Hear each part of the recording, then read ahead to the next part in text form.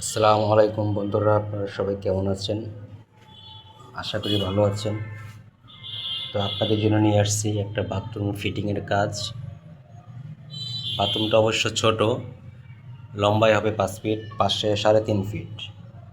তো ছোট একটা বাথরুমের ভিতরে কোথায় পয়েন্টগুলো রাখা যাবে, কোথায় করা যায়, সেটা খুব ক্রিটিক্যাল ব্যাপার।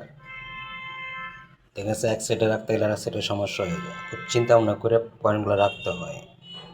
কাজটা যদি খারাপ হয়, অবশ্যই বাড়িওয়ালা সহজে মেনে নিতে পারবে না। তো বন্ধুরা, লক্ষ্য একটা বসাইছি। তো কেমন কাজটা কেমন হয়েছে একটু অবশ্যই জানাবেন।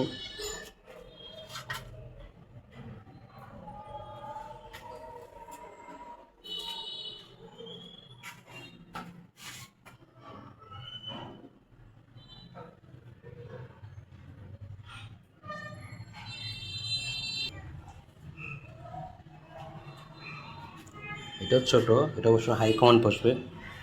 তো হাই কমান্ড বসলে একটা সমস্যা হয় না।